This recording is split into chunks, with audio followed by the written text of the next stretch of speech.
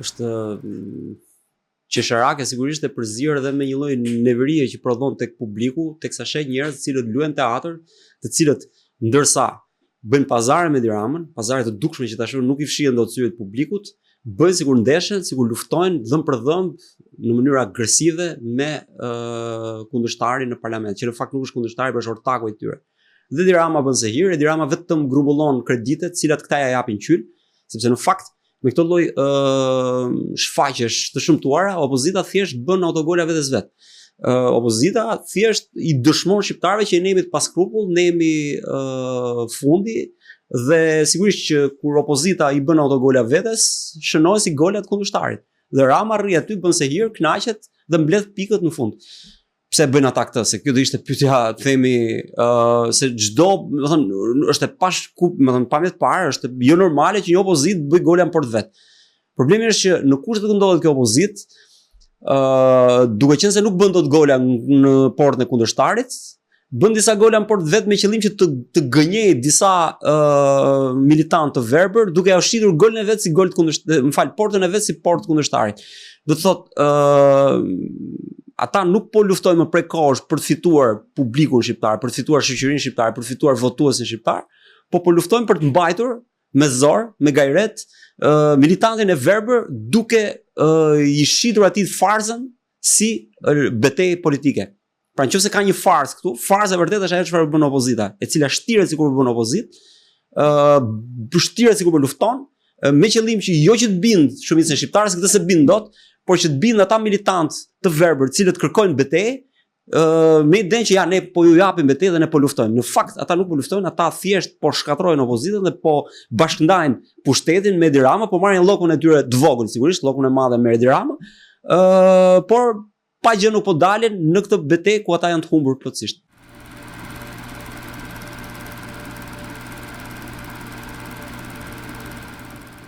Cinizmi i Shabanit në fakt është shuplaka të cilën ata e meritojnë. Shabani është aty me firmat e tyre dhe gjithë kjo histeri ndaj kundërshtarit, sikur ai jo ka vjedhur firmat, është thjesht e turpshme për opozitën. Është thjesht mashtrimi që ata kërkojnë të bëjnë pasi dukshëm, është i qartë, është në dritë diellit që ata kanë bërë pazarin ose janë vetë e kanë propozuar Shabanin. Këta po thonë sot që shikon, ne mund të rreqim firmën, si mund të rreqim firmën ti? Ai ka dhënë firmën. Por çfarë ka dhënë firmën? Pastaj thosh jo, po ne nuk e dinim, si nuk e di ti? Ti po e propozon Shabanin për kandidat. Këta thonë që ne e propozuam, por nuk e propozuan që ai të bëhej avokat popullit. Si ti e propozon dhe zgjedhën e kanë dorë kundërshtari dhe pas ka fajin kundërshtari që zgjedh atë çfarë ai do nga ato çfarë ti i ofron. Kjo është çmendurit me këtë lloj idiotësie, se këtu tashmë po flasim për logjikë elementare formale. Këtë lloj këto nuk përputhen me logjikën e thjeshtë që çdo njeri e ka. Edi Rama ju ka pra loja është kjo, qeveria zgjedh, opozita propozon. Dhe qeveria zgjedh nga çfarë opozita propozon. Këta kanë propozuar disa emra. Tani thonë që nga këto që propozuam ne nuk e kishim seriozisht njërin. Ose me këtë tallën këta. Me shqiptarët, me Diramën, me militantët e tyre. Kush ka, Edi Rama thotë, propozoni ju që unë zgjedh. Këta propozuan disa emra, ata zgjedhin çfarë ti ke propozuar. Dhe kush ka fajin Edi Rama këtu? Se kuptohet, më kjo është e para kjo. Dhe e dyta ka një gjë të turpshme në këtë mes që këta nuk tregojnë ore kush e zgjodhi, kush e propozoi realisht në PD emrin e Edi Shabanit, nuk e tregojnë. Sepse ai që ka propozuar realisht është Sali Berisha, sepse nuk mund të marrësh 35 vota ti se bëri lobbying Saliani, thonë se fuzin e Saliani do ja ngjecin çdo faj Saliani tani. Apo më kërkoi Ina Zhupa, apo më kërkoi të gjithë këta flamur në kushdo që ka kërkuar aty vota për llogaritë e Edi Shabanit, i ka kërkuar patjetër me bekimin e Sali Berishës. Nuk bëhet aty asnjë gjë, miza nuk lëviz aty pa Sali Berishën. Dhe këtu kujdo i shpërndahet faj vetëm fajtorit kryesor jo. Kjo është e turpshme që një parti nuk ka kurajën, thotë, ore ne bëm këtë se kështu e menduam. Gabim.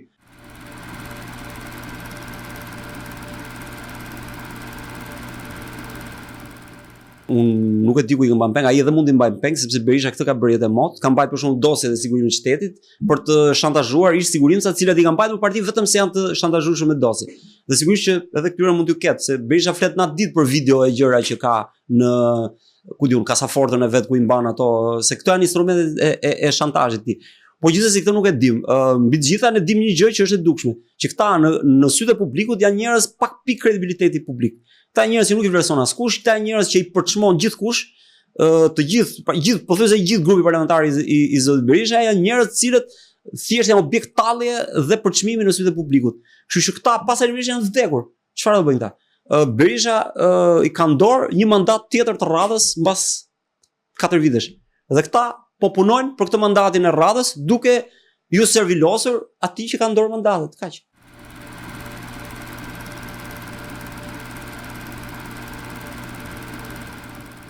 Fundi ka ardhur, por shiko këtu këta kanë penguar, domethënë është e qartë, fundi ka ardhur, po pengojnë fundin e fundit dhe fundi i fundit pengohet duke penguar një alternativë që të zëvendësoj këtë opozitë. Në këto kushte ku ishte, çdo kush që do bënte një forcë tjetër do t'i zëvendësonte. Po këta kanë mbrajtur Edi Rama, sepse Edi Rama si duhet Sali Berisha ta ketë aty jetë të mot. Dhe Edi Rama këtë po bën.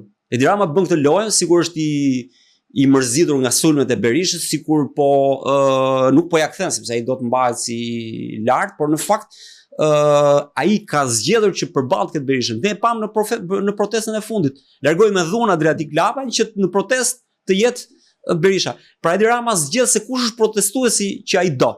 Pra ai zgjedh cili është protestuesi që duam dhe cila është opozita që duam. Këtë zgjedh Edi Rama. Dhe gjatë gjithë kohës Edi Rama e ka ndihmuar Berishën, e ka ndihmuar shirke foltorja me njerëzit e vet, me oligarkët e vet, me mediat e veta, të cilat e ndihmuan Berishën që të marrë partinë, me gjykatësit e vet brenda sistemit gjyqësor, mori vulën, me faktin që nuk ja dogji mandatin Berishës kur ai mungoi në parlament, me një gjëra, dhe bashkë pastaj bën reformën zgjedhore, bashkë lëruan nga burgu të korruptuarit që kishte kapur Spaku e me radhë. Pra Berisha është aseti më i madh që ka Edi Rama në dorë, sepse edhe Edi Rama ka prekur fundin. Po janë dy funde të cilat bëjnë këtë antagonizmin, këtë dialektikën midis tyre dhe mbajnë peng shoqërinë, duke penguar çdo të ri i cili mund të ketë një deriçk për të futur në politikë, duke mbyllur atë.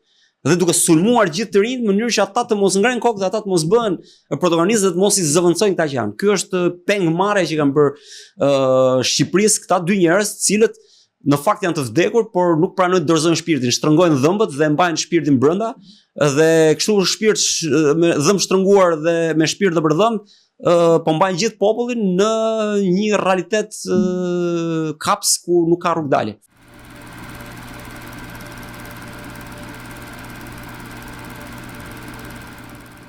Kjo është një themi smundje tjetër e kësaj shoqërie, e cila vjen që nga komunizmi, një shoqëri e shtypur, një shoqëri e cila nuk beson tek publike, nuk beson tek e përbashkëta, dhe një shoqëri diku edhe komprometuar me rroga, me kërcënim mbjetese, me licenca që dikush ka një punë, një ku diun. Nga ana tjetër, një shoqëri e cila është mësuar edhe ose është ushqyer me cinizëm, me disa smundje të tjera të mos besuarit tek tjetri, të parit tjetrit ku e ka hallin, ku e ka qëllim, ku po ma fut, ku, do të thënë, kështu është edukuar në thelb shqiptari, nga që ka parë vetëm keq gjithë jetën e tij dhe nuk beson tek askush, nuk beson tek i riu, nuk beson tek i vit, nuk beson tek njëri dhe nuk beson mbi të gjitha që fuqia e vet protestuese mund ta shpëtojë nga të gjitha këto. Nuk beson te kjo. Dhe prandaj shqiptarët nuk protestojnë, nuk ngrihen protestojnë, përkundrazi mblidhen për të bërë mitingje për liderët. Por tashmë të paktën kanë fituar zgjuarsinë që as për liderët nuk mblidhen më dhe kjo është gjysma e punës.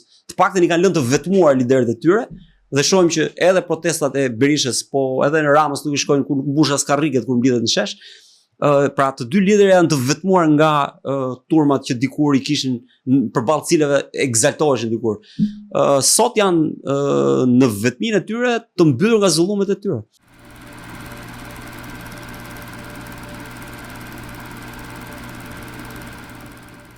Sali Anji ka karakteristika pozitive, por ka dhe negative të veta. Për shembull, Sali Anji ka një problem i cili vetë e mbështeti Berishën. Dhe sigurisht që ky është një handicap për Sali Anji, sepse ishte kundër Berishës, ishte në krahun e Lulbashës, shumë mirë doli kundër Lulbashës sepse kishte shumë arsye për të dalë kundër Lulbashës në atë periudhë, por nuk i falet që doli në anën e Berishës. Dhe sigurisht që kjo është një problem i tij në këtë mes.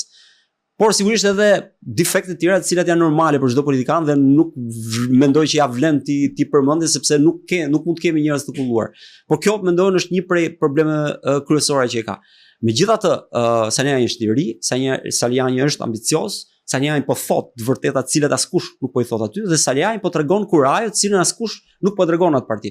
Kështu që në këtë kuptim ai ka mundësitë që të prodhojë diçka në kushtet kur dëshpërimi është katastrofik në atë parti. Problemi tjetër që ka Saliani mendoj në këtë lëvizje është që po tregohet më i matur se ç'duhet, mendoj, më i kujdesshëm se ç'duhet dhe më i frenuar se ç'duhet. Saliani tashti ka momente të shpërthej dhe ai mund të shpërthej vetëm duke i vënë gishtin mbi plak dhe plaka quhet Sali Berisha. Nëse ai nuk thotë që në fund fare që Berisha është shkaktari për gjithë ato kritika që i bën për partinë, ai nuk ka thënë pothuajse asgjë. Sigurisht ka thënë gjysmën e vërtetës, mos ja mohojmë, por pa thënë këtë gjysmën tjetër nuk bëhet i vërtet plotësisht. Dhe unë mendoj që ai dhe do të shkojë drejt kësaj rruge sepse vetë Berisha po e shtyn drejt kësaj rruge duke sulmuar Salianin, por ai sa më shpejt ai duhet dal hapur dhe thotë kjo parti nuk mund të ringrihet pa zgjidhjen e Berishës. Dhe nuk po thot asnjë blasfemi, po thot një të vërtetë të cilën e di dhe vetë Berisha edhe njerëz janë ti dhe militantët e verbër tashmë. Por e mbajnë sepse një pjesë e tyre kanë imoralitetin të thonë që më mirë shkatërrohet kjo parti se sa të ikim ne me Berishën, sepse kanë një mentalitet këta lul që të duhet pranuar, duhet kuptuar, themi. Ata kanë mentalitetin e provincialit i cili gjithçka e konsideron si pronë. Dhe pronën ata konsiderojnë të tyren dhe vetëm të tyren. Dhe ata kanë xhelozinë ekstreme për pronën dhe janë gati t'ia vënë flakën pronës vetëm e vetëm mos ta gëzojë askush tjetër përveç tyre. Berisha ka këtë mentalitet. Mentalitetin fisnor të njeriu i cili gjithçka e lidh në marrëdhënie me gjithçka e lidh dhe shndron në marrëdhënie pronësie. Dhe ka se edhe për pronë njeriu ka një lloj dashurie dhe kur nuk e ka do të vet paktën kënaqet që ajo të zhvillohet, edhe nëse e ka dikush tjetër apo nëse ja trashëgon apo ja lë dikujt tjetër. Partia Demokratike do ishte kënaqësi për çdo lider i cili ka qenë në themelimin e saj dhe ka qenë pjesë e momenteve historike të asaj partie, ta shitet të zhvillohet të jetë fortë, fuqishme dhe të premtojë për një të ardhmë të mirë për vendin në të ardhmen. Ai nuk e do këtë. Ai thot o e gëzoj unë deri në fund, ose nuk e gëzon kush tjetër për çmeje. Këtë mentalitet kanë me gratë këta. Ka shumë prej këtyre që vinë nga shkrepat dhe zënë gjë këtej në Tiranë dhe në fund fare i thot asaj nuk të gëzon kush tjetër për çmeje.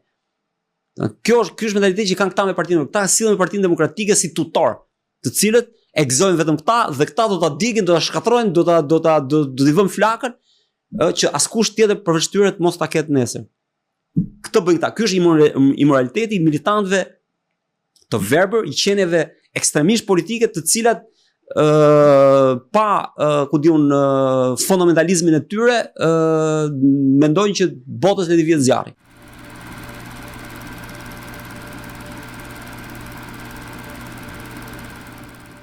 Kemi akuzat Gazbardit në atë kohë për Berishën që thoshte që firmat për të bërë atë të famshëm stadiumin i ka marrë nga Suel Çela. Me këmbguljen e Suel Çelës, me ndryrën e Suel Çelës tek demokratët. I ka kërcënuar demokratët, ka thënë Gazbardi, për të marrë firmën për stadiumin. Por kemi një gjë tjetër. Berisha ka akuzuar Gazbardin se ka qenë pjesë e vrasjes së një prej njerëzve të Suel Çelës në zgjedhje. Pra kujtojmë që në zgjedhjet e 2021 u vra një person nga banda e Suel Çelës. U vra nga njerëzit e PD-s, nga një prej bodyguardëve të PD-s në mbrojtje të votës lirë atëherë. Dhe Berisha ka akuzuar Gazbardin se ka qenë pjesëmarrës në vrasjes dhe përgjegjës në atë vrasje dhe ka quajtur njeriu në Suel Çelës doktor, sepse ka qenë mjek me profesion, pavarësisht se ishte pjesë e bandës. Pra për Berishën, një antar i bandës Suel Çelës ishte mjek dhe demokratët të cilët për të mbrojtur vran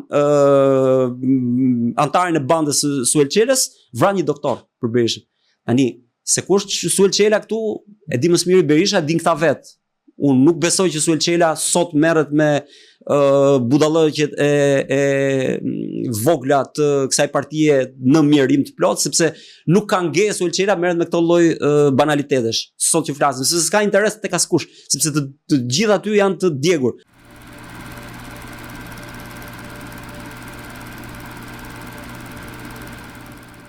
Një prej hallëve është spaku. Një prej hallëve mund të jetë familja, mund të jetë pasuritë që ka, mund të jenë ku diun, po mund të jetë dhe problem psiqik, se nuk e di domethënë ka njerëz që kanë të pamundur të dorëhiqen, kanë pamundësi biologjike. Dhe në fakt ai e thot vetë këtë, që unë nuk dal dot mbi Berishën, unë nuk di të tërhiqem. Po m'fal, po nuk është PD-ja klinik ku ti kuron pamundësitë tua psikologjike për të heqë dorë nga një gjë normale, pra nga gjëja më natyrshme që është pensioni. Domethënë nuk e kuptoj. Dhe në këtë fakt, në këtë pikë nuk ka faj Berisha, ka fajin ata që e mbajnë dhe shkojnë pas. Sepse ata bëhen lodra nga pamundësia e heqjes dorë të secilës Berisha është aty. Kjo është pastaj problem edhe më i madh për ata dhe tregon se çfarë lloj në çfarë lloj gjendje kënetore vegjeton pastaj ajo parti me njerëz që ka rreth rrotës, sepse askush nuk do të mund ta bënte në asnjë parti këtë që po bën Berisha, nëse nuk do kishte një nivel kaq banal rreth rrotës që e mban.